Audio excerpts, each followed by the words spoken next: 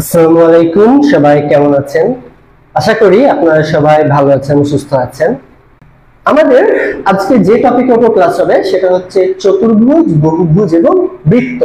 প্রথমে আমরা চতুর্ভুজ দেখে নিই। চতুর্ভুজ বলতে কি বোঝায়?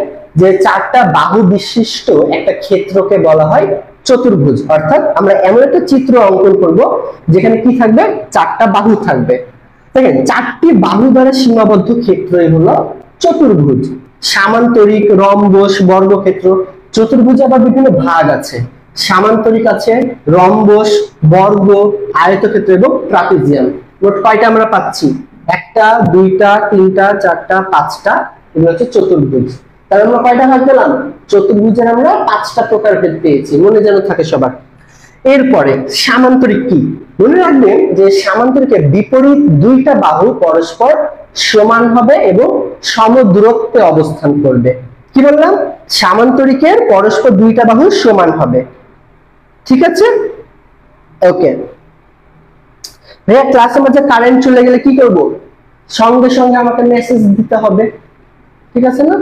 ওকে, তাহলে দেখেন, চতুর্ভুজের বিপরীত বাহুগুলো সমান এবং সমান্তরাল। বিপরীত বাহুগুলো মানে এই যে বাহু আর এই যে বাহু, এদের দুইটার কিন্তু দৈর্ঘ্য সমান। এবং এই যে বাহু এবং এই যে বাহু, এদের কিন্তু দৈর্ঘ্য সমান এবং এরা সমান দূরত্বে অবস্থান করছে। মানে এর এইখান থেকে এইখানে যে দূরত্ব, এইখান থেকে এইখানে একই দূরত্ব, এইখান থেকে এইখানের যে দূরত্ব, এইখান থেকে এইখানের একই দূরত্ব। তাই আমরা বিষয়টা এভাবে মনে রাখবো, চতুর্ভুজের বিপরীত বাহুগুলো এটা এটা এটা এটা সমান এবং সমান্তরাল, মানে সমদূরত্বে অবস্থান করছে। তাহলে তাকে আমরা বলবো সামান্তরিক। এবং মনে রাখবেন, সামান্তরিকটা একটু বাঁকা হয়, অর্থাৎ এখানে আমাদের কোনো 90 ডিগ্রি কোণ নেই। এখানে আমাদের কোনো কি 90 ডিগ্রি কোণ কি আছে? নাই। তার মানে সামান্তরিকের কোনো কোণই সমকোণ হবে না। যদি সমকোণ হয়ে যায়, অর্থাৎ চারটা কোণ যদি সমকোণ হয়, সেটা হবে আমাদের আয়ত। তাহলে আপনাদের সামান্তরিক এবং আয়তের মাঝে পার্থক্য কি? সামান্তরিক এবং আয়তের সংজ্ঞা একই, একই সংজ্ঞা, আয়তের একই সংজ্ঞা, যে বিপরীত বাহুগুলো সমান এবং সমান্তরাল। কিন্তু পার্থক্য হচ্ছে সামান্তরিকে আমাদের সমকোণ নাই, আর আয়তক্ষেত্রে চারটা কোণই সমকোণ থাকবে, অর্থাৎ চারটা কোণই 90 ডিগ্রি হবে। ঠিক আছে, ওকে। আমাদের কি থাকবে? চারটা কোণই 90 ডিগ্রি। তাহলে বিষয়টা ক্লিয়ার? ওকে, সো এরপরে আমরা চলে যাব হচ্ছে আমাদের নেক্সট যেটা। নেক্সট আমাদের কি আছে? নেক্সট আছে হচ্ছে আমাদের আয়তক্ষেত্র। যেটা আমি বললাম যে সামান্তরিকে একটি কোণ সমকোণ হলে তাকে আয়তক্ষেত্র বলে। তার মানে সামান্তরিকে যদি একটি কোণ সমকোণ হয় তাহলে সেটা আয়ত। উল্লেখযোগ্য, সামান্তরিকের একটি কোণ সমকোণ হলে সবগুলো কোণই সমকোণ হয়। তার মানে এখানে সবগুলো কোণই সমকোণ। এবং মনে রাখবেন, একটা চতুর্ভুজের চার কোণের সমষ্টি কত হবে? 360 ডিগ্রি। কত হবে? 360 ডিগ্রি। 360 ডিগ্রি। তাহলে একটা চতুর্ভুজের বা একটা সামান্তরিকের চার কোণের সমষ্টি যদি 360 ডিগ্রি হয়, তাহলে একটা ত্রিভুজের তিন কোণের সমষ্টি কত হবে সেটা একটু আপনারা আমাকে কমেন্ট করে জানান। ওকে, তাহলে আমরা মনে রাখবো ত্রিভুজের তিন কোণের সমষ্টি 180 ডিগ্রি এবং চতুর্ভুজের চার কোণের সমষ্টি 360 ডিগ্রি। ঠিক আছে, ওকে, গুড। এরপরে দেখেন বর্গক্ষেত্র। বর্গক্ষেত্র কি বলতেছে? আয়তের কোণ এবং শীর্ষবিন্দু বাহুদের সমান হলে তাকে বর্গক্ষেত্র বলে। তার মানে এখানে যেটা আমাদের মূল বিষয়, যে বর্গক্ষেত্রের চার বাহু এবং দুইটা কোণ আমাদের পরস্পর সমান হবে বা কর্ণদ্বয় সমান হবে। ঠিক আছে, ওকে। তাহলে আমাদের এখানে বর্গক্ষেত্র কি হচ্ছে? বর্গক্ষেত্রের চারটি বাহু সমান, কারণ আয়তের কোণ এবং শীর্ষবিন্দুর অবধ হয় সমান। তো আমাদের এখানে কি বিষয়, যে কোণগুলো তো একই রকম হবে, কারণ এখানেও আমরা দেখতে পাচ্ছি 90 ডিগ্রি করে, এখানেও 90 ডিগ্রি 90 ডিগ্রি, সব 90 ডিগ্রি করে। কিন্তু আয়ত আর বর্গের ভিতরে পার্থক্য হলো একটাই, যে আয়তের আপনার চারটা বাহু সমান না, পরস্পর দুইটা সমান, মানে এটার এটা সমান, এটা আর এটা সমান। কিন্তু বর্গের চারটা বাহুই সমান। ওকে, আচ্ছা। এবং বর্গের কর্ণ যে দুইটা আছে, কর্ণ কোনগুলো? এই যে এইগুলোকে বলা হয় কর্ণ। তাহলে বর্গের কি? কর্ণদ্বয় আমাদের সমান, অর্থাৎ দুইটা কর্ণ আমাদের কি? সমান। ওকে, আচ্ছা। এরপর আমরা যেটা নিয়ে আলোচনা করবো সেটা হচ্ছে রম্বস। রম্বসটা হচ্ছে এক প্রকার বর্গ, তবে এটা হচ্ছে একটু বাঁকানো, অর্থাৎ বর্গে তো আমাদের 90 ডিগ্রি কোণ আছে, কিন্তু আমাদের রম্বসে কোনো 90 ডিগ্রি কোণ থাকবে না। এটাই হচ্ছে রম্বস এবং বর্গের ভিতর পার্থক্য। তাহলে সামান্তরিক কোণের শীর্ষগামী বাহুদ্বয় সমান হলে, মানে চারটা বাহুই সমান হবে এবং কোণ সমকোণ না হলে, অর্থাৎ এখানে কোনো কোণই সমকোণ না, তাকে রম্বস বলা হয়। রম্বসের সকল বাহু সমান, শীর্ষগামী বাহুদ্বয় সমান। তো এটাই। এবং রম্বসে একটি কর্ণ আমাদের ছোট হবে এবং আরেকটি কর্ণ আমাদের বড় হবে, অর্থাৎ দুইটা কর্ণ কি আমাদের সমান হবে না। মনে থাকবে, বর্গক্ষেত্রের দুইটা কর্ণ একই সমান, কিন্তু রম্বসের দুইটা কর্ণ একই সমান না, দুইটা কর্ণ কি আলাদা আলাদা। ঠিক আছে। এরপরে আমরা যেটা নিয়ে আলোচনা করবো সেটা হচ্ছে ট্রাপিজিয়াম। ট্রাপিজিয়াম কি? যে চতুর্ভুজের কেবলমাত্র দুইটা বিপরীত বাহু পরস্পর সমান্তরাল, কেবলমাত্র। তার মানে বোঝাচ্ছে যে এখান থেকে এটার যে দূরত্ব, এখান থেকে এটার একই দূরত্ব, কিন্তু এখান থেকে এটার যে দূরত্ব, এখান থেকে কিন্তু এটার দূরত্ব বেশি। তার মানে কি এখানে এই বাহুর সঙ্গে এই বাহু সমান্তরাল আছে, সমান দূরত্বে, কিন্তু এটা থেকে এটা কি সমান দূরত্বে নাই। তাই আমাদের এখানে বলা হচ্ছে কেবলমাত্র দুইটা বিপরীত বাহু, অর্থাৎ এইটা এবং এইটা সমান্তরাল হবে, অন্য দুইটা সমান্তরাল হবে না, তাকে আমরা বলবো ট্রাপিজিয়াম। তাহলে ট্রাপিজিয়ামের শুধুমাত্র দুইটা বাহু, দুইটা বিপরীত বাহু সমান্তরাল হবে। ট্রাপিজিয়ামের কিন্তু এখানে সমান বলেনি। হ্যাঁ, আপনি বলবেন ভাই এটা তো এতটুকু আর এটা তো অনেক বড়, আসলে ছোট বড় না, এখানে বাহুর পরিমাপ বলেনি, বলা হয়েছে সমান্তরাল কিনা, অর্থাৎ সমান দূরত্বে অবস্থান করছে কিনা, এটা হচ্ছে বলা আছে। ওকে, আচ্ছা। এরপরে আমরা এখানে চতুর্ভুজের কিছু বৈশিষ্ট্য নিয়ে আলোচনা করব। কি নিয়ে আমরা এখানে আলোচনা করব? চতুর্ভুজের বৈশিষ্ট্য, অর্থাৎ একটা চতুর্ভুজ অঙ্কন আমরা কি কি ভাবে করতে পারি এই বিষয়টা। বর্গক্ষেত্র, বর্গক্ষেত্র আমরা কি বৈশিষ্ট্য? চারটা বাহু সমান এবং কোণগুলো সমকোণ, চারটা কোণই সমকোণ। কর্ণদ্বয় সমান, আমি একটু আগে বলে দিয়েছি, এবং পরস্পরকে সমকোণে সমদ্বিখণ্ডিত করে। সমকোণে মানে কি 90 ডিগ্রিতে, 90 ডিগ্রিতে কি করে ভাগ করে। যেমন দেখেন আমরা এখানে যদি কেটে যদি দিই, তাহলে এখানে কি একটা কি সমকোণ উৎপন্ন হচ্ছে, আবার এইখানে কি আরেকটা সমকোণ উৎপন্ন হচ্ছে। সো এটা এখানে বলা আছে কর্ণদ্বয় সমান পরস্পরকে সমকোণে সমদ্বিখণ্ডিত করে। ক্ষেত্রফল হচ্ছে বাহু স্কয়ার। বাহুকে যদি আমরা a হিসেবে কল্পনা করি, তাহলে বর্গক্ষেত্রের ক্ষেত্রফল a স্কয়ার কি হবে? a স্কয়ার হবে। এবং পরিসীমা হচ্ছে 4 ইনটু a, অর্থাৎ আমরা মনে রাখবো চারটা বাহুর যোগফল হবে হচ্ছে তার পরিসীমা। যেমন আমি যদি আপনাকে একটু বলি যে আয়তক্ষেত্রের, ঠিক আছে, আমি আপনাকে এরকম একটা কোশ্চেন দিলাম যে আয়তক্ষেত্রের, এটা একটা আয়তক্ষেত্র, আয়তক্ষেত্রের এক বাহু 3 সেন্টিমিটার, আরেক বাহু 2 সেন্টিমিটার, তাহলে আয়তক্ষেত্রটির পরিসীমা কত? আপনারা সবাই আমাকে উত্তর করবেন। একটি আয়তক্ষেত্রের এক বাহু 3 সেন্টিমিটার এবং অপর বাহু 2 সেন্টিমিটার হলে এই আয়তক্ষেত্রটির পরিসীমা কত? সবাই একটু আমাকে জানাবেন। আমি বলেছি চারটা বাহুর যোগফল হচ্ছে তার পরিসীমা। আপনি তাহলে এখানে শুধু দুইটা কেন যোগ করলেন? চারটা বাহু দেখেন, এটা যদি 3 সেন্টিমিটার হয়, এটার এটা কি সমান, তাহলে এটাও কি হবে 3 সেন্টিমিটার। এটা যদি 2 সেন্টিমিটার, এটা কত হবে? 2 সেন্টিমিটার হবে। তাহলে কত হলো? তাহলে হলো 3 আর 3 6, 2 আর 2 4, তাহলে 6 আর 4 10 সেন্টিমিটার। বা আমাদের এটা একটা সূত্র আছে, সূত্র হচ্ছে 2 ইনটু দৈর্ঘ্য যোগ প্রস্থ। সূত্রটা কি? সূত্র হচ্ছে 2 ইনটু হ্যাঁ a প্লাস b, a মানে দৈর্ঘ্য, b মানে প্রস্থ, তাহলে 2 ইনটু দৈর্ঘ্য যোগ প্রস্থ। তাহলে দৈর্ঘ্য হচ্ছে 3 সেন্টিমিটার, প্রস্থ 2 সেন্টিমিটার, 5, 3 আর 2 5, 5 দুগুণে 10, শেষ। তাহলে আপনি এই সূত্রটা দিয়ে কাজ করে ফেলতে পারছেন পরিসীমা নির্ণয়। এটাই যদি আপনারা যদি ক্ষেত্রফলটা নির্ণয় করেন তাহলে কি হবে একটু আমাকে বলেন তো। আয়তক্ষেত্রের ক্ষেত্রফল নির্ণয়ের সূত্র কি? সবাই একটু বলেন। এটারই ক্ষেত্রফল কি হবে? 6 হবে, কারণ আমরা মনে রাখবো যে আয়তক্ষেত্রের ক্ষেত্রফল নির্ণয়ের সূত্র হচ্ছে দৈর্ঘ্য ইনটু প্রস্থ। কত? দৈর্ঘ্য ইনটু প্রস্থ, তাহলে কি হবে 3 দুগুণে 6 সেন্টিমিটার। এরপরে বর্গক্ষেত্রের কর্ণদ্বয় পরস্পরকে লম্বভাবে ছেদ করে, চার কোণের সমষ্টি 360 ডিগ্রি, প্রত্যেকটা কোণ 90 ডিগ্রি, অন্তঃস্থ কোণ এবং বহিঃস্থ কোণ সমান। মনে রাখবেন একটি বর্গক্ষেত্রের অন্তঃস্থ কোণ এবং বহিঃস্থ কোণ সমান। কিভাবে বহিঃস্থ কোণ? দেখেন, আমরা একটা বাহুকে যদি একটু বর্ধিত করি, তাহলে এটা আমাদের হয়ে গেল কি ই। তাহলে কোন একটা চতুর্ভুজে বা বর্গের আমরা একটা বাহুকে বর্ধিত করলে বাইরে যে কোণটা উৎপন্ন হয় এটা এবং এই ভেতরের কোণের পরিমাণ একই। কিভাবে একই হয়? আমরা জানি একটা সরলকোণ সমান 180 ডিগ্রি। 180 ডিগ্রি। তো এইটা যদি 90 ডিগ্রি যদি হয় তাহলে বাকি বাইরের অংশটাও কি 90 ডিগ্রি হবে না? তাহলে দুইটা মিলে তো পুরো 180 ডিগ্রি, তাই না? তাহলে আমরা মনে রাখবো যে বর্গের অন্তঃস্থ ভিতরের কোণ যত ডিগ্রি বাইরের কোণও আমার তত ডিগ্রি। ঠিক আছে? তাহলে বাইরের কোণটা আমার কত হচ্ছে? ওকে, বাইরের কোণটা আমার কত হচ্ছে বলেন তো? বাইরের কোণটা আমার হচ্ছে 90 ডিগ্রি। ওকে, ক্লিয়ার সবাই? আচ্ছা, তাহলে বর্গক্ষেত্রের বাইরের কোণ কত? অন্তঃস্থ কোণ সমান বহিঃস্থ কোণ। ওকে, গুড। এরপর আমরা রম্বস নিয়ে আলোচনা করব। চারটা বাহু সমান, রম্বসের চারটা বাহু সমান, কোণগুলো সমকোণ নয়।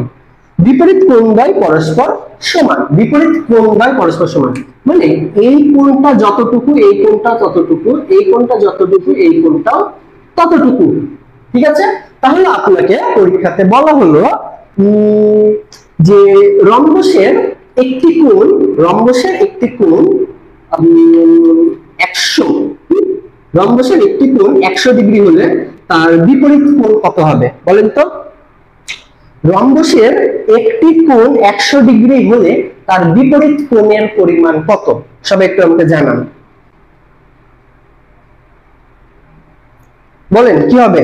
রম্বসের একটি কোণ যদি 100 ডিগ্রি হয় এর বিপরীত কোণের পরিমাণ কত? মনে রাখবেন, একটা রম্বসের বিপরীত কোণ দ্বয় পরস্পর সমান মানে এই কোণ আর এই কোণ সমান হবে। তাহলে কত?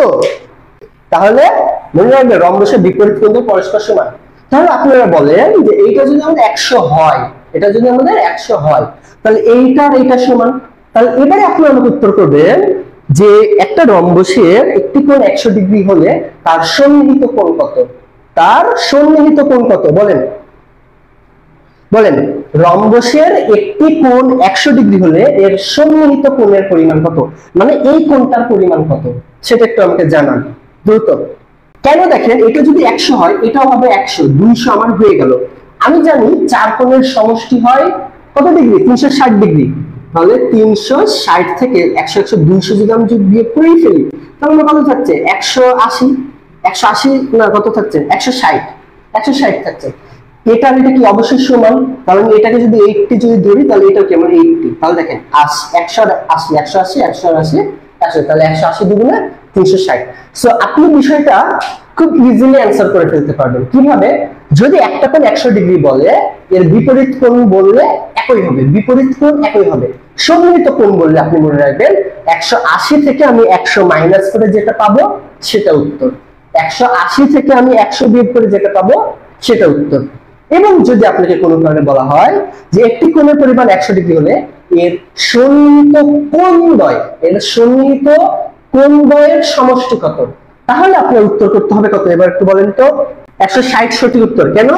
কারণ বলছে 180 ডিগ্রি হলে সন্নিহিত কোণদ্বয়, সন্নিহিত কোণ হচ্ছে একটা এইটা আর একটা এইটা, তাহলে সন্নিহিত কোণদ্বয়ের মানে এই দুইটার সমষ্টি কত? 80 আর 80 যোগ করলে কত হয়? 160 হয়। 160 উত্তর। তাহলে 160 কিভাবে হলো বুঝছেন সবাই? এটা 100 ডিগ্রি সন্নিহিত কোণ দ্বয়, এটা একটা এটা একটা, মানে এর এইদিকে গেলে এইটা আর এইদিকে গেলে এইটা, তাই না? অর্থাৎ এইটার সঙ্গে লাগালাগি, এইটার সঙ্গে লাগালাগি, কোণের সঙ্গে লাগালাগি না, এগুলো বাহু কি একটার সঙ্গে একটা যুক্ত নয়? এই কোণের সঙ্গে এই বাহু যুক্ত, এই বাহুটা যুক্ত। সো সন্নিহিত কোণ দ্বয় বললে একটা কোণ এটা একটা কোণ এইটা, আর বিপরীত বললে এইটা। বিপরীত তো একই হবে, 100 100 হবে, আর সন্নিহিত বললে 80 আর 80 160। Good, very good. তাহলে এখন সবাই আই থিংক ক্লিয়ার। তাহলে এবারে আমাদের যেটা দরকার সেটা হচ্ছে যে কর্ণদ্বয় অসমান, কর্ণদ্বয় কিন্তু সমান না। যেমন এই কর্ণটা কি ছোট আর এই কর্ণটা বড়, তাই বলতেছে কর্ণদ্বয় অসমান মানে সমান না, কিন্তু পরস্পরকে সমকোণে সমদ্বিখণ্ডিত করছে। এবং ক্ষেত্রফল হচ্ছে হাফ ইনটু কর্ণদ্বয়ের গুণফল। আপনার এই বি আর ডি বললো আপনার কত বললো? 9 মিটার। আর এসি বললো হচ্ছে আমার এদিকে হচ্ছে 6 মিটার। তাহলে আমার বি আর ডি মানে একটা কর্ণ আমার 9 মিটার, এ এবং সি আরেকটা কর্ণ আমার 6 মিটার। এটা বললে ক্ষেত্রফল কত হবে? ক্ষেত্রফল কত হবে? ক্ষেত্রফল হচ্ছে হাফ ইন্টু কর্ণদ্বয়ের গুণফল, মানে 6 নং 54, 54 হাফ হচ্ছে 27, তার মানে 27 হচ্ছে আমাদের অ্যান্সার। এবং এখানে অবশ্যই কি ক্ষেত্রফল বললে আমাদের বর্গ মিটার বা মিটার স্কয়ার উত্তর করতে হবে। তাহলে আমার উত্তর হবে আসলে 27 মিটার স্কয়ার, 27 মিটার স্কয়ার বা বর্গ মিটার। ভুলেও শুধু মিটার দিলে হবে না, অবশ্যই বর্গ মিটার দিতে হবে। তাহলে এটা সব বুঝতে পেরেছেন, 27 মিটার স্কয়ার হবে বা বর্গ মিটার। সো এরপর আমরা পরিসীমা 4 ইনটু বাহুর দৈর্ঘ্য, অর্থাৎ 4 বাহুর দৈর্ঘ্য যদি আমরা যোগ করি তাহলে আমরা পেয়ে যাব, মানে এটাও হচ্ছে বলতে গেলে বর্গের মতো একই ঘটনা। এরপরে দেখেন চতুর্ভুজের ক্ষেত্রফল এবং পরিসীমা, অর্থাৎ আয়তক্ষেত্রের ক্ষেত্রফল দৈর্ঘ্য গুণিত প্রস্থ অলরেডি আমরা শিখে নিয়েছি। ওকে, এরপর সামান্তরিকের ক্ষেত্রফল ভূমি ইনটু উচ্চতা, এরপরে বর্গক্ষেত্রের ক্ষেত্রফল বাহু স্কয়ার, এবং আয়তক্ষেত্রের আমাদের কর্ণ দেওয়া আছে, দিক দৈর্ঘ্য প্রস্থ দেওয়া আছে। ওকে, দেখেন এরপরে সামান্তরিকের ক্ষেত্রফল দেওয়া আছে আমাদের, ত্রিভুজের ক্ষেত্রফল। ওকে, এবং যদি আমরা একটা নরমাল ত্রিভুজ যদি ক্ষেত্রফল বের করতে চাই তাহলে কি করতে হবে জানেন? হাফ ইনটু ভূমি গুণ উচ্চতা, হাফ ইনটু ভূমি গুণ উচ্চতা। ওকে, ত্রিভুজের যদিও আমরা পড়ে ফেলেছি আগেই, তাও এটা ওকে, তাহলে এরপরে আমরা চলে যাব হচ্ছে ট্রাপিজিয়ামের ক্ষেত্রফল। ট্রাপিজিয়ামের ক্ষেত্রফল কি? হাফ ইনটু সমান্তরাল বাহুদ্বয়ের দৈর্ঘ্যের সমষ্টি ইনটু উচ্চতা। দেখেন এইখানে যে চিত্রটা আমাদের আছে এইটা হচ্ছে একটা ট্রাপিজিয়াম, এবং ট্রাপিজিয়ামের ক্ষেত্রফল কি? দেখেন এইখানে কি আমরা একটা লম্ব কল্পনা করে নিয়েছি, এটা একটা বাহু, এটা মোট 4টা আমাদের বাহু দেওয়া আছে, এবং এখানে একটা লম্ব কল্পনা করে নিয়েছি। এখানে যেটা হবে হাফ ইনটু সমান্তরাল বাহুদ্বয়ের দৈর্ঘ্যের সমষ্টি। সমান্তরাল বাহুদ্বয় কোনটা আমি বলেছি? যে বাহু দুইটা একটার সঙ্গে একটা সমান দূরত্বে। দেখেন এইটা কি সমান দূরত্বে আছে, তার মানে আমার এই যে বাহু এইটা এবং এই যে বাহু এইটা, এই দুইটা কি করব? আমি যোগ করব, এই দুইটা আমি যোগ করব। যোগ করার পর আমি উচ্চতা, এখানে আমার উচ্চতা যেটা সেই উচ্চতা দিয়ে আমি গুণ করব। বিষয়টা বুঝছেন? তাহলে দেখেন এই বাহু এবং এই বাহু, দুইটা বাহু আমি যোগ করব, করার পরে আমার এই উচ্চতা দিয়ে গুণ করতে হবে। গুণ করার পরে সেটাকে আমার অর্ধেক করতে হবে। গুণ করার পরে কি করতে হবে? অর্ধেক করতে হবে। তাহলে আমি আসলে পেয়ে যাব ট্রাপিজিয়ামের ক্ষেত্রফল। তো আপনাদের কোশ্চেন যদি কঠিন করতে চাই সেক্ষেত্রে ট্রাপিজিয়ামের ক্ষেত্রফল দিতে পারে, কিন্তু প্রশ্ন যদি একটু স্ট্যান্ডার্ড বা যদি একটু সহজ টাইপের যদি তারা রাখে তাহলে ট্রাপিজিয়ামের ক্ষেত্রফল কখনোই দিবে না।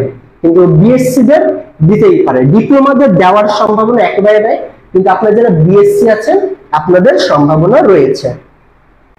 ওকে, আচ্ছা এবারে দেখেন রম্বসের ক্ষেত্রফল কি? হাফ ইনটু কর্ণদ্বয়ের গুণফল, আয়তক্ষেত্রের পরিসীমা 2 ইনটু দৈর্ঘ্য যোগ প্রস্থ, বর্গক্ষেত্রের পরিসীমা 4টা বাহুর যোগফল, চতুর্ভুজের পরিসীমা 4টা বাহুর যোগফল। শেষ। ওকে, এরপর দেখেন আয়তক্ষেত্র, বিপরীত বাহুদ্বয় পরস্পর সমান এবং সমান্তরাল। গুড, আমরা এটা জানি। তাহলে দেখেন কোণগুলো সমকোণ এবং সমান, এরা পরস্পরকে সমকোণ সমদ্বিখণ্ডিত করে, ক্ষেত্রফল দৈর্ঘ্য ইনটু প্রস্থ, পরিসীমা 2 ইনটু দৈর্ঘ্য যোগ প্রস্থ। আমরা অলরেডি এটা জেনে এসেছি প্রথমেই। সামান্তরিকের বৈশিষ্ট্য কি? বিপরীত বাহুদ্বয় পরস্পর সমান এবং সমান্তরাল, মানে বিপরীত বাহুদ্বয় সমান এবং সমান্তরাল, কোণগুলো সমকোণ নয়, কর্ণদ্বয় অসমান, কর্ণদ্বয় কি সমান নয় কিন্তু পরস্পরকে সমদ্বিখণ্ডিত করে, তবে সমকোণে নয়, সমকোণে সমদ্বিখণ্ডিত করে না।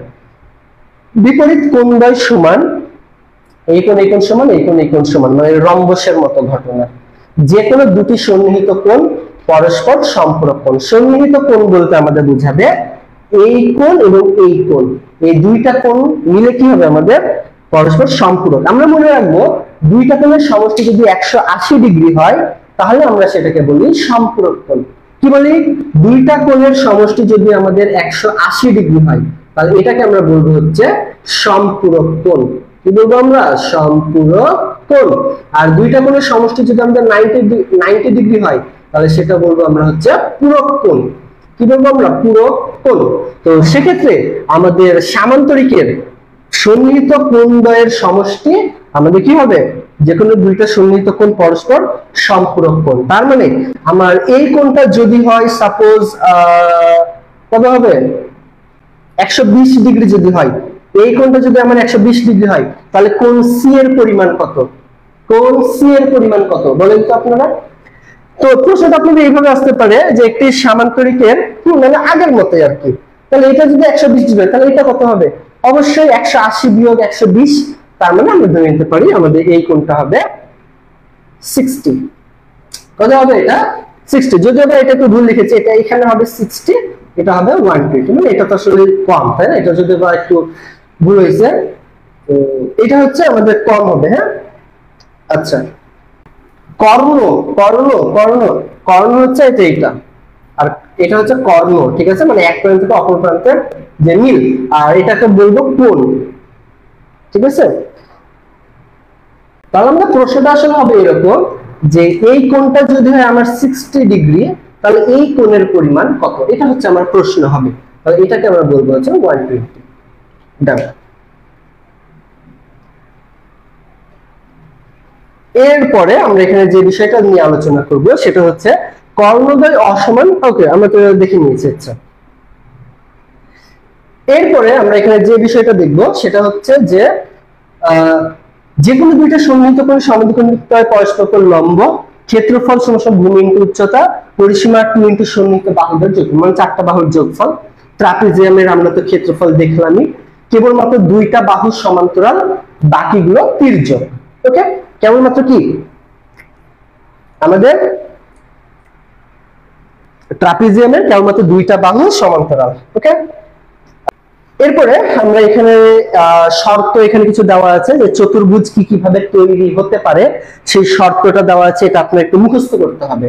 অর্থাৎ একটা চতুর্ভুজ কি কিভাবে হইতে পারে এই শর্তটা, যেমন একটা চতুর্ভুজ তখনই সম্ভব যদি তার চারটা বাহু এবং একটি কোণ দেওয়া থাকে। যদি চারটা বাহু এবং একটি কোণ যদি দেওয়া হয় তাহলে চতুর্ভুজ অঙ্কন করা সম্ভব। তো আবার এখানে কি হচ্ছে, রম্বসা কর্ণদ্বয় পরস্পর সমদ্বিখণ্ডিত করে। তাহলে আমাদের এখানে শর্ত দেওয়া আছে যে কি কিভাবে একটা চতুর্ভুজ হইতে পারে এবং কিছু কিছু বৈশিষ্ট্য দেওয়া আছে, এটা আপনাদের টোটালি মুখস্থ রাখতে হবে। আমি যে কথাগুলো এতক্ষণ ধরে বললাম বা বুঝালাম, এই কথাগুলো আপনি যদি শুনে থাকেন এটা আপনি ইজিলি মুখস্থ করে ফেলতে পারবেন। ঠিক আছে, মুখস্থ করতে টাইম লাগবে না। ওকে, এরপরে আমাদের এখানে কিছু কোশ্চেন দেওয়া আছে। প্রথম ম্যাথে কি বলতেছে, একটি আয়তাকার ক্ষেত্রে দৈর্ঘ্য 20% বৃদ্ধি এবং প্রস্থ 10% হ্রাস করা হলো। এখানে প্রস্থ কথাটা এখানে দেওয়া নাই, ভুল করেছে তারা, এখানে প্রস্থ হবে। তাহলে একটি আয়তাকার ক্ষেত্রে দৈর্ঘ্য 20% বৃদ্ধি ও প্রস্থ 10% হ্রাস করা হলে ক্ষেত্রফল শতকরা কি পরিবর্তন? দেখেন, যেহেতু এখানে বলছে 20%, 10% মানে পার্সেন্ট, আমরা মনে রাখবো যখন কোথাও কোনো পার্সেন্ট দেওয়া থাকবে আমরা 100 তে ক্যালকুলেট করব। তাই এখানে যেহেতু বলেছে 20% বৃদ্ধি পেয়েছে দৈর্ঘ্য, তাহলে আমি ধরে নিব এর পূর্বের দৈর্ঘ্য ছিল 100 মিটার। পূর্বের দৈর্ঘ্য কত? 100 মিটার। এবং প্রস্থ বলেছে 10% কমে গেছে, তার মানে আমি প্রস্থ ধরে নিব এর অতীতের প্রস্থ 100। তাহলে আমরা জানি যে ক্ষেত্রফল, আয়তক্ষেত্রের ক্ষেত্রফল মানে কি দৈর্ঘ্য ইনটু প্রস্থ, তাই 100 আর 100 গুণ করলে আমরা কত পাবো? আমরা পাবো 10,000। আমরা কত পাবো? 10,000। কিন্তু ভাই কেমনে দেখেন, 100 আর 100 গুণ কেন করতে জানেন? একে একে 1 আর দুইটা জিরো, চারটা জিরো বসিয়ে দিতে হয়, তাহলে আমরা পেয়ে গেলাম 10,000। ঠিক আছে, ওকে। এরপরে এখানে কি বলতেছে, দৈর্ঘ্য 20% বৃদ্ধি করা হলো, তাহলে এখন বর্তমানে কত? তার বর্তমানে 120। প্রস্থ 10% কমলো, তাহলে 90। তাহলে 10% কমে গেল মানে কি 100 থেকে 90 হয়ে গেল প্রস্থ। এবার আমি এটা যদি গুণ করি তাহলে কত? 0 0 0 0 0 0 0 2 0 0 0 9 0 0 9 2 18 8 আর থেকে 1 9 কে 9 আর 1 10। জাস্ট আমি নরমালি গুণ করলাম, 2 করে আমি পেলাম কত? 10,800। তার মানে আমার পূর্বের ক্ষেত্রফল ছিল 10,000, বর্তমানে 10,800। তার মানে 800 বর্গমিটার, কত? 800 বর্গমিটার বেশি হলো, বর্তমানটার 800 বর্গমিটার বেশি। তো এটাকে আমরা উত্তর দেওয়া হচ্ছে পার্সেন্টে। মনে রাখবেন, কোনো কিছুকে যদি আমরা 100 দিয়ে যদি ভাগ করি তাহলে সেটা আমরা পার্সেন্ট পেয়ে যাবে। তাহলে 800 ডিভাইডেড বাই 100 সমান সমান 8%। তাহলে আমরা এখানে 8% কি বৃদ্ধি পেয়েছে, আগে ছিল 10,000 এখন 10,800, মানে কি এখন বেশি। তাহলে আমরা এখানে ধরে নেব ক্ষেত্রফলের 8% বৃদ্ধি হবে। ক্ষেত্রফল কি হবে? 8% বৃদ্ধি হবে। এরপরে আমরা যে টপিকটা নিয়ে আলোচনা করব সেটা হচ্ছে বহুভুজ নিয়ে আমরা আলোচনা করব। তাহলে চলেন দেখা যাক। বহুভুজে কি আছে। আচ্ছা, এবারে আমরা যে বিষয়টা নিয়ে আলোচনা করবো সেটা হচ্ছে বহুভুজ। দেখেন ত্রিভুজ আমরা কি দেখেছিলাম, ত্রিভুজ তিনটা বাহু, চতুর্ভুজ চারটা বাহু, তাহলে বহুভুজ মানে কি, যার অনেকগুলো বাহু থাকবে। অনেকগুলো বাহু বলতে এরকম হতে পারে, ঠিক আছে। এখানে কয়টা বাহু, একটা দুইটা তিনটা চারটা পাঁচটা, এটা হচ্ছে আমাদের পাঁচটা বাহু। কয়টা বাহু, পাঁচটা। তাই এখানে যেহেতু পাঁচটা বাহু, তাই এর নাম হচ্ছে পঞ্চভুজ। এর নাম কি, পঞ্চভুজ। আবার আমি যদি বলি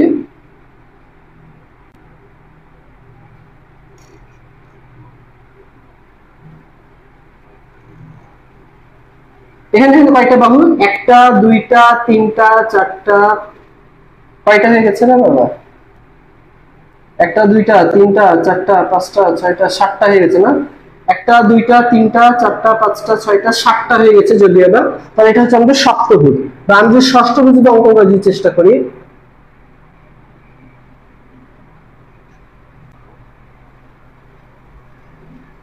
দেখেন এখানে কয়টা বাহু হয়েছে, একটা দুইটা তিনটা চারটা পাঁচটা ছয়টা, এটা হচ্ছে আমাদের ষষ্ঠভুজ।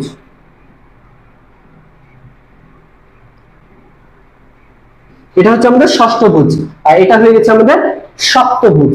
তাহলে মনে রাখবেন যে তিনটা বাহু হলে ত্রিভুজ, চারটা হলে চতুর্ভুজ, পাঁচটা হলে পঞ্চভুজ, ছয়টা হলে ষষ্ঠ। তো আমরা পাঁচটা ছয়টা সাতটা এগুলোকে আমরা একত্রে বলতেছি হচ্ছে বহুভুজ। তাহলে যাদের অনেকগুলো বাহু তাদেরকে আমরা বলে থাকি বহুভুজ, ঠিক আছে। ওকে, দশভুজ থেকে যদি কোশ্চেন হয়, দশভুজ থেকে কোশ্চেন ওইভাবে হয় না, অষ্টভুজ অব্দি লাস্ট হয়, মানে আটটা বাহু থেকে। বাট যদি কোশ্চেন হয় তো আমরা সূত্র প্রয়োগ করে করে ফেলতে পারবো, ঠিক আছে। তাহলে এবারে দেখেন সূত্র আছেন, বেশি কোনো সূত্র নাই। সুষম বহুভুজের প্রতিটি অন্তঃকোণের পরিমাপ আমরা কিভাবে নির্ণয় করতে পারি।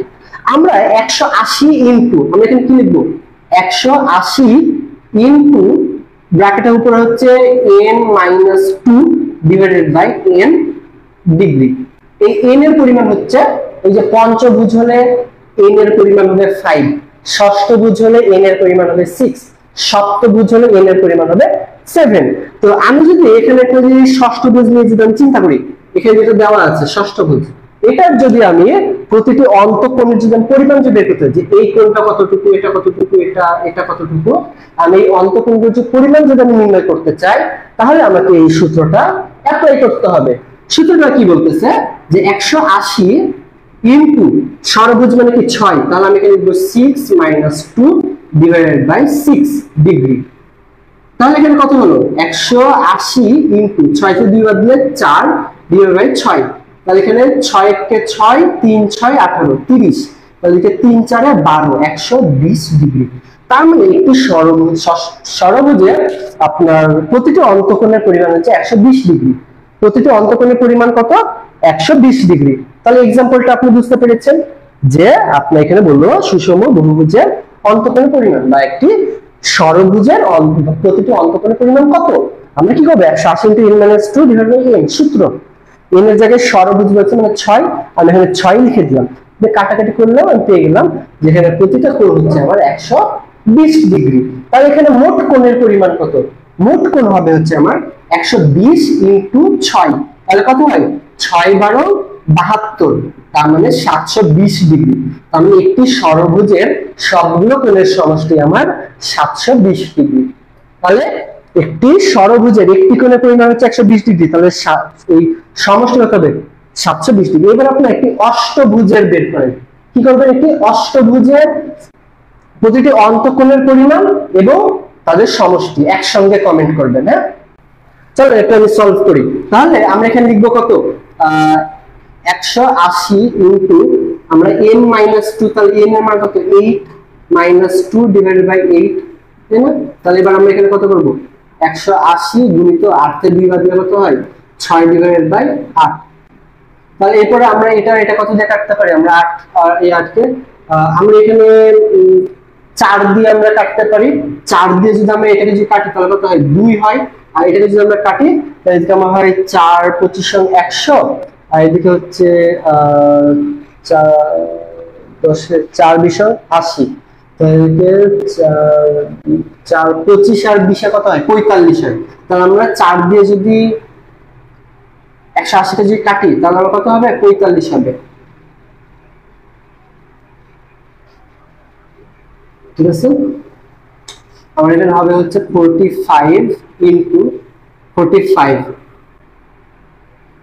2 কে 2 3, তাহলে এইদিকে 4 3 4 12 135। কত হলো আমার একটা কোণের পরিমাণ আসলো 135। কাটাকাটি যদি আপনি পারেন পেরে যাবেন। হ্যাঁ, কেমন এখানে আমার 8 আছে, 8 কে আমি 4 দিয়ে যে কাটি কত হবে আমার 2, আমার 180 যদি 4 দিয়ে কাটি তাহলে হবে 45, তাহলে 45 হলো। আমি এখানে 2 আর 6 কাটাকাটি করলে 2 কে 2 3 কে 6, তাহলে 3 আর 45 গুণ করলে আমার হয়ে গেল 135। তাহলে একটি কোণের পরিমাণ 135 ডিগ্রি, এবং এটাকে যদি আমরা 8 দিয়ে যদি গুণ করি তাহলে কত হবে 135 ইনটু 8। ঠিক আছে, কি হবে আমার 135 ইনটু 8, 135 ইনটু 8।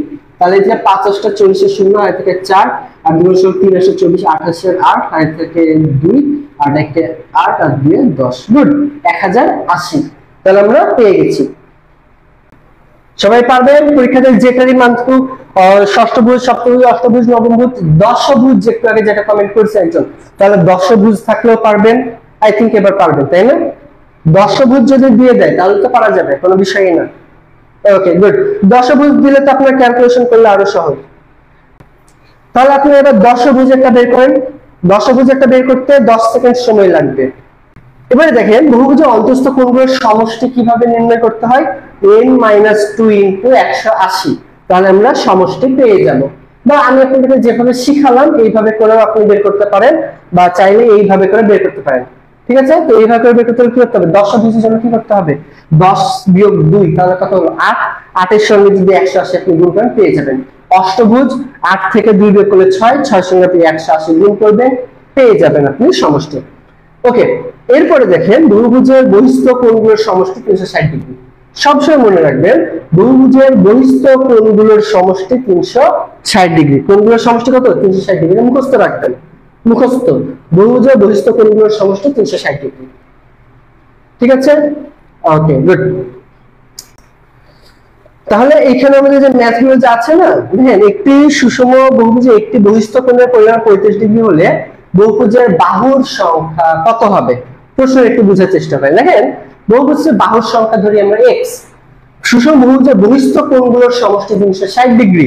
সুষম বহুভুজের বাহুর সংখ্যা x হলে প্রতিটি অন্তঃস্থ কোণ 360 ডিভাইড বাই x ডিগ্রি, সুতরাং 360 ডিভাইড বাই x সমান 45। তাহলে 8টা বাহু। তাহলে প্রথম একটা জাস্ট কিছুই না, আপনাকে এখানে ধাপগুলো একটু মনে রাখতে হবে। ধাপটা হচ্ছে বহুভুজের একটি বহিস্থ কোণের পরিমাণ দেওয়া আছে, এটা হচ্ছে বাইরের কোণ। এখানে বাহুর সংখ্যা জানতে চাইছে। আমরা জানি যে বহিস্থ কোণের আমার সমষ্টি কত 360 ডিগ্রি, তাই না? 360 ডিগ্রি। তাহলে আমি এখানে যেটা করব, আমি এখানে একটা কাজ করতে পারি। এত জটিল আপনার যা দরকার নেই। মনে রাখবেন আমাদের বহিস্থ যদি কোনো কোণ যদি আমাদের দেওয়া থাকে সেটা আমরা 360 এর সঙ্গে ভাগ করব, করলে আমরা পেয়ে যাব হচ্ছে আমাদের যে কাঙ্ক্ষিত উত্তর। ঠিক আছে, তার মানে প্রশ্ন যেহেতু বলছে একটি সুষম বহুভুজে একটি বহিস্থ কোণের পরিমাণ 45 ডিগ্রি হলে বাহুর সংখ্যা কত হবে, তাহলে আমরা কি করব 360 ডিভাইডেড বাই 45, না এভাবে হবে, হ্যাঁ 45। ঠিক আছে, তাহলে আপনি এটা ক্যালকুলেশন যদি করেন আপনি পেয়ে যাবেন। তাহলে এটা সবাই ক্লিয়ার? আমাদের প্রশ্নে যদি বহুভুজে একটি বহিস্থ কোণের পরিমাণ দেওয়া থাকে তাহলে আমরা বহুভুজের বাহুর সংখ্যা নির্ণয় করতে পারবো জাস্ট 360 ডিভাইডেড বাই যে কোণ দেওয়া থাকে সেই কোণ, তাহলে আমরা পেয়ে যাব।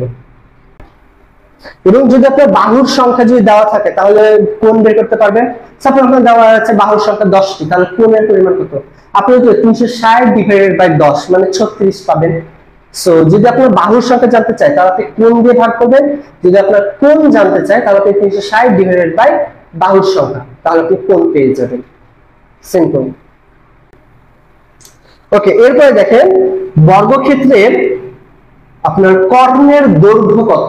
বর্গক্ষেত্রের কর্ণের দৈর্ঘ্য মনে রাখবেন √2 ইনটু a, √2 ইনটু a। তাহলে আমরা কি লিখতে পারি? আমরা এইভাবে লিখতে পারি। ঠিক আছে, মানে তো √2 2a। তাহলে বলেন একটি বর্গক্ষেত্রের আপনার কর্ণের দৈর্ঘ্য আমরা কিভাবে নির্ণয় করতে পারি? √2 ইনটু a। এর মাথায় কিন্তু কোনো রুট চিহ্ন হবে না, a ফাঁকা থাকবে। তার মানে সূত্র হচ্ছে √2a। এর মাথায় কিন্তু কোনো রুট চিহ্ন হবে না। তাহলে মনে থাকবে আপনাদের বর্গক্ষেত্রের কর্ণের দৈর্ঘ্য আমরা কেমনে বের করতে পারি? √2a। √2a, ঠিক আছে? ওকে, এবার দেখেন তো চল বের করে ফেলছে একটু শুরু বলছে অন্তঃকোণের পরিমাণ 120 ডিগ্রি হলে বাহুর সংখ্যা কত? ঠিক আছে না? তো এটা বলেন এটা কেমনে করতে হবে? আমাদের বাহুর সংখ্যা আমরা উপরে নির্ণয় করে আসলাম। আর আরেকটা বিষয় আমাদের একটু আগে আমি যেটা বললাম না যে এই কোণের মান দেওয়া থাকে এটা ভাগ করবে, এটা হচ্ছে বহিস্থ কোণের ক্ষেত্রে। বহিস্থ, এটা কিন্তু অন্তঃস্থ না, এটা হচ্ছে বহিস্থ কোণের ক্ষেত্রে। আর এটা বলেছে আমরা অন্তঃস্থ কোণের পরিমাণ 120 ডিগ্রি। তাহলে আমরা একটা সেই সূত্র অ্যাপ্লাই করলাম, এই সূত্র দিয়ে আমরা কাজ করে ফেলব। সবাই আশা করি বের করতে এটা পারবে। এবারে আমরা যে টপিকটা নিয়ে আলোচনা করব সেটা হচ্ছে বৃত্ত। বৃত্ত জিনিসটা কি? বৃত্ত যেটা আমরা পরীক্ষাতে আসলে কেউ পেতে চাই না, অর্থাৎ একটা গোল ডিব্বা, তাই না? তো এই গোল ডিব্বাটাই হচ্ছে আমাদের বৃত্ত বা সার্কেল। তাহলে বৃত্ত কি? একটি বিন্দুকে কেন্দ্র করে, অবশ্যই বিন্দুটাকে কেন্দ্র করে এটা চারদিক দিয়ে যে ঘুরছে সেটা হচ্ছে আমাদের বৃত্ত। তাই একটি বিন্দুকে কেন্দ্র করে সমান দূরত্ব বজায় রেখে অপর একটি বিন্দু তার চারদিকে একবার ঘুরে এলে যে ক্ষেত্র তৈরি হয় তাকে বৃত্ত বলে। মানে এটা একটা আমাদের বিন্দু, দেখেন এটা হচ্ছে আমাদের একটা বিন্দু এবং বহিস্থ একটা বিন্দু হচ্ছে এটা। এই বিন্দুটা এর কেন্দ্র করে করে ঘুরে আসে, যদি আমরা মিলে নিই, যাই হোক এমনি করে ঘুরলো। তাহলে একটি বিন্দুকে কেন্দ্র করে, ঠিক আছে, সমান দূরত্ব বজায় রেখে, মানে এখান থেকে যে দূরত্ব এটা এটা এটা একই দূরত্ব, তাহলে সমান দূরত্ব বজায় রেখে অপর একটি বিন্দু তার চারদিকে একবার ঘুরে এলে যে ক্ষেত্র তৈরি হয় তাকে আমাদের কি বলা হয়? বৃত্ত বলা হয়। তাকে কি বলা হয়? বৃত্ত বলা হয়, ঠিক আছে? আচ্ছা, তাহলে আমরা এটা একটু মনে রাখবো যে একটি বিন্দুকে কেন্দ্র করে সমান দূরত্ব বজায় রেখে অপর একটি বিন্দু, এই বিন্দুটা তার চারদিকে একবার ঘুরে এলে যে ক্ষেত্র তৈরি হয় সেটি হচ্ছে আমাদের বৃত্ত। ওকে, গুড। তাহলে এটাকে আমরা কি বলবো? বৃত্ত বলবো। তাহলে বৃত্তের সংজ্ঞাটা আপনারা একটু মনে রাখা দরকার। আর একটা বিষয় যে জ্যামিতিতে আমরা যাই পড়ি না কেন সব কয়টারই আমাদের সংজ্ঞা মনে রাখা গুরুত্বপূর্ণ, অনেক বেশি গুরুত্বপূর্ণ আমাদের সংজ্ঞা মনে রাখা। এরপরে আমরা দেখব পরিধি। পরিধি কি? দেখেন পূর্ণ বক্ররেখার দৈর্ঘ্যকে বলা হয় পরিধি, মানে সম্পূর্ণতার যে পরিমাণ সেটা হচ্ছে আমাদের পরিধি। পরিধির সূত্র হচ্ছে 2πr। কি সূত্র? 2πr। 2πr, এটা হচ্ছে আমাদের পরিধির সূত্র। তাহলে পায়ের মান আমরা পরীক্ষাতে ইউজ করব 3.1416, অথবা আরেকটা মান আছে সেটা কি আপনি একটু কমেন্ট করেন। পায়ের আমরা দুইটা মান ব্যবহার করতে পারি, একটা দশমিক 3.1416 এবং আরেকটা আছে ভগ্নাংশ। আমাদের যেহেতু ক্যালকুলেটর দিবে না তাই আমরা বেশিরভাগ ক্ষেত্রে ভগ্নাংশ মানটা ব্যবহার করব। আপনি একটু আমাকে উত্তর করেন যে ভগ্নাংশ কত হবে? পায়ের মান ভগ্নাংশে প্রকাশ করলে, ঠিক আছে, ভগ্নাংশে প্রকাশ করলে কত হবে পায়ের মান? আপনারা 3.1416 দরকার নাই অ্যাডমিশনে। অ্যাডমিশন আপনি যেটা মনে রাখতে হবে সেটা হচ্ছে 22/7। তাহলে আমরা এমন একটা বৃত্ত অঙ্কন করলাম। একটা আমি আপনাদেরকে প্রশ্ন দিই, হ্যাঁ, প্রশ্ন দিই আপনাদেরকে আমি একটা, প্রশ্নটা আপনারা ঘেটাঘেট বের করে ফেলবেন, ঠিক আছে? ওকে, আমার একটা প্রশ্ন হলো যে আমরা এরকমটা ধরতে পারি 20 মিটার ড্যাশ বিশির্ধ, 20 মিটার ড্যাশ কত? 20 মিটার ড্যাশ, 20 মিটার ড্যাশ বিশির্ধ একটি বৃত্তের পরিধি কত? সবাই একটু বের করেন। আপনার জন্য দ্রুত হয়ে যায় সেজন্য আমি একটু সহজ দিলাম, হ্যাঁ, যে 20 মিটার ড্যাশ বিশিষ্ট একটি বৃত্তের পরিধি কত? চলুন আমরা একটু ক্যালকুলেশন করি। 2πr, 2 ইনটু পায়ের মান কত ধরবো? 22/7, কিন্তু এখানে আমাদের ব্যাস দেওয়া আছে 20, তাহলে ব্যাসার্ধ কত হবে?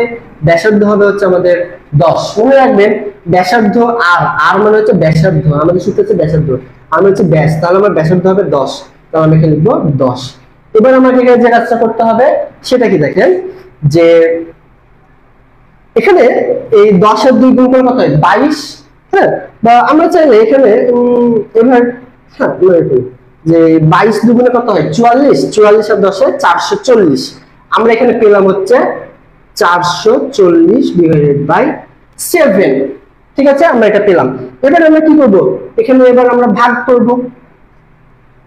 কি করব আমরা এবার? এখানে ভাগ করব 7 ডিভাইডেড বাই 440, তাহলে 5 7 6 7 42, 6 7 42, তাহলে এদিকে 2 0, তাহলে এদিকে হচ্ছে 7 দুগুণে 14, এদিকে 6 0, এদিকে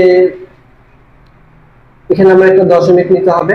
ঠিক আছে, আচ্ছা এই জায়গাটা একটু আপনাকে আমি বলে দিই, যারা অনেকে এখানে দেখলাম তো ভুল করেছেন। দেখেন আমি কি করলাম, 7 6 7 42, এখানে 4 2 দিয়ে 0, এক্সট্রা 2 0 নিয়ে গেল, তাহলে 7 দুগুণে 14, কত পেলাম? 6। এবারে আমি এখানে যদি একটা 0 যদি আমি নিই, এই 0 এর জন্য আমি এখানে একটা কি দেব? দশমিক দেব। কত দেব? দশমিক। এবার আমি যে কাজটা করব, যে 7 8 56, কত? 7 8 56, এবারে 4 0, এবারে হচ্ছে 5 7 35, তাহলে আমার হলো হচ্ছে 62.85, তাহলে 62.85 হবে। সো এটা মানে গেল। এরপরে ব্যাস, জ্যা কি?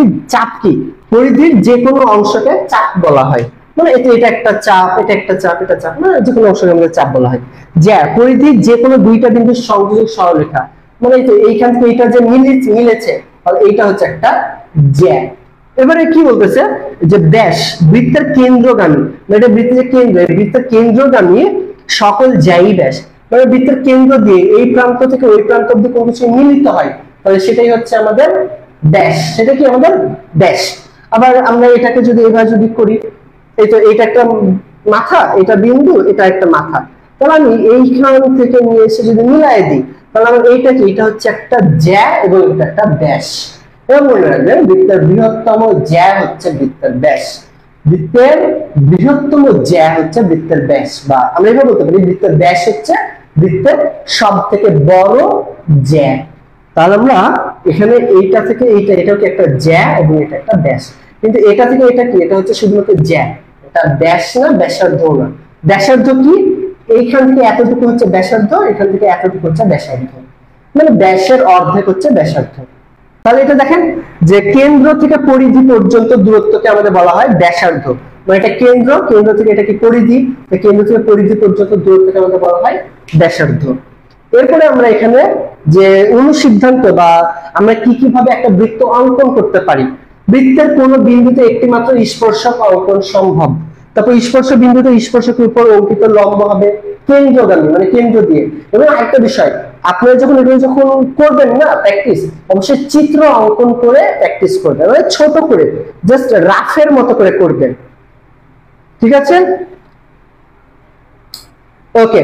তাহলে কি বললাম, যে একটা বৃত্ত আপনি রাফ, মানে আমি যেমন এরকম রাফ একটা করলাম, এরকম রাফ করে আপনি ছোট করে রাফ করে আপনি উত্তরগুলো করবেন। যেমন স্পর্শ বিন্দুতে স্পর্শকের উপর অঙ্কিত লম্ব হচ্ছে কেন্দ্রগামী যাবে, মানে কেন্দ্রগামী যাবে আমাদের। ঠিক আছে, লম্বটা হবে কেন্দ্রগামী। অর্ধবৃত্তস্থ কোণ এক সমকোণ, অর্ধবৃত্তস্থ কোণ কতটুকু? এক সমকোণ হবে। মনে থাকবে অর্ধবৃত্তস্থ কোণ মানে আমরা একটা বৃত্তকে যদি অর্ধেক করি, তাহলে সে অর্ধবৃত্তস্থ যে কোণ সেটার মধ্যে হবে এক সমকোণ, মানে 90 ডিগ্রি। মুখস্থ। এবার বৃত্তের একই চাপের উপর দণ্ডায়মান কেন্দ্রস্থ কোণ বৃত্তস্থ কোণের দ্বিগুণ হবে, মানে এই আমাদের কি হচ্ছে? বৃত্তস্থ কোণের দ্বিগুণ করতে হবে। ঠিক আছে, এরপরে একই চাপের উপর দণ্ডায়মান বৃত্তস্থ কোণগুলো পরস্পর সমান। এগুলো জাস্ট আপনি একটু পড়তে হবে, অনুসিদ্ধান্তগুলো। ঠিক আছে, ওকে। এরপরে এখানে আমরা বৃত্তের ক্ষেত্রফল পাই আর স্কয়ার, পরিধির 2 পাই আর, গোলকের পৃষ্ঠের ক্ষেত্রফল 4 পাই আর স্কয়ার। যদি আপনার পরীক্ষায় যদি কোনো গোলক সম্পর্কে কিছু বলা থাকে, এবং গোলকের আয়তন হচ্ছে 4/3 পাই আর কিউব, 4/3 পাই আর কিউব। জাস্ট এই চারটা সূত্র মুখস্থ করবেন, আপনার বৃত্ত ক্লিয়ার। এবং এখানে আমাদের যে অনুসিদ্ধান্তগুলো দেওয়া আছে, সেই অনুসিদ্ধান্তগুলো আপনার করে ফেলতে হবে। আচ্ছা, লিজা আক্তার বলতেছে 2 নম্বরটা কি বলতেছে দেখেন, একটি চাকার ব্যাস 70 সেন্টিমিটার, মানে ব্যাসার্ধ কত 35। চাকাটি একবার ঘুরলে কতটুকু পথ অতিক্রম করবে, মানে আমার এখানে পরিধি জানতে চেয়েছে। 2 পাই আর শেষ। প্রশ্নটা আপনাকে বুঝতে হবে আপু। দেখেন, একটি চাকার ব্যাস বলেছে 70 সেন্টিমিটার, মানে ব্যাসার্ধ 35, চাকাটি একবার ঘুরলে কতটুকু পথ অতিক্রম করবে। মনে রাখবেন, প্রশ্ন যদি আপনার এরকম দেওয়া থাকে যে একবার ঘুরলে কতটুকু পথ অতিক্রম করবে, তার মানে বৃত্তের পরিধি জানতে চেয়েছে। কেননা আমার এটা একটা বৃত্ত, এখান থেকে যাত্রা শুরু করে শেষে যাবে এখানে যদি আসে, তাহলে সে কি একবার ঘুরলো আর একবার ঘুরা, মানে এটা হচ্ছে বৃত্তের পরিধি। 2 পাই আর সূত্র ফেলবেন, উত্তর পেয়ে যাবেন। তাহলে লিজা আক্তার 2 নম্বরটা এখন পারবেন। ওকে, আই থিংক পারার কথা। তাহলে আমাদের আজকের ক্লাসটা এতদূর পর্যন্ত। সবাই ভালো থাকবেন, সুস্থ থাকবেন। আল্লাহ হাফেজ।